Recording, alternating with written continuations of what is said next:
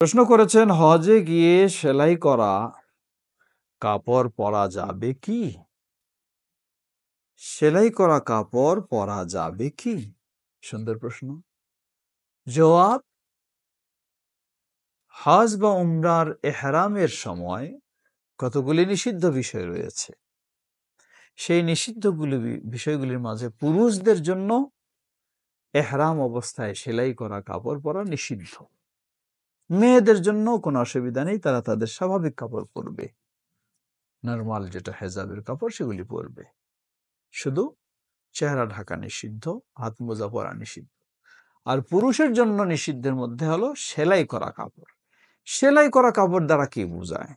সেলাই করা কাপড় দ্বারা বোঝায় আমার উপরের অংশে, এই অর্ধ বডিতে লম্বা জামা বলুন, পাঞ্জাবি বলুন, শার্ট বলুন, গেঞ্জি বলুন, স্যান্ডো গেঞ্জি বলুন, অথবা জ্যাকেট বলুন, কোট বলুন, যা আছে পোশাক যেগুলি সবটাই নিষিদ্ধ, চলবে না। এটা সেলাই মধ্যে অন্তর্ভুক্ত। ঠিক তেমনি ভাবে মাথা খালি রাখতে হবে, চেহারা খালি রাখতে হবে, এগুলি আলাদা বিষয়। তবে সেলাই করার মধ্যে হলো এই সব পোশাক, এটি নিষিদ্ধ। নিচের অংশে প্যান্ট বলুন, পায়জামা বলুন, সালোয়ার বলুন, আন্ডারওয়ার বলুন, সেগুলি সব নিষিদ্ধের মধ্যে অন্তর্ভুক্ত। সেলাই করা বলতে আপনি একটা বেল্ট বেঁধেছেন নিচের লুঙ্গিটাকে বাঁধার জন্য, এটি সেলাইয়ের মধ্যে অন্তর্ভুক্ত নয়, যদিও এর মধ্যে সেলাই থাকে। আপনার হাতে হাত ঘড়ি রয়েছে, চামড়ার চেন, চামড়ার ফিতা, সেটা সেলাই করা আছে, এটি ওর মধ্যে নিষিদ্ধ নয়।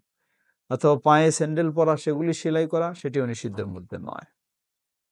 ঠিক অনুরূপভাবে আপনি হয়তো কাগজপত্র সংরক্ষণের একটা ব্যাগ নিয়েছেন, সেটা সেলাই করা, সেটিও ওর মধ্যে নয়। যেগুলি পোশাক সেগুলি হচ্ছে সেলাই করা অন্তর্ভুক্ত। এগুলি পুরুষদের জন্য ইহরাম অবস্থায় নিষিদ্ধ। আল্লাহু তাআলা আ'লাম।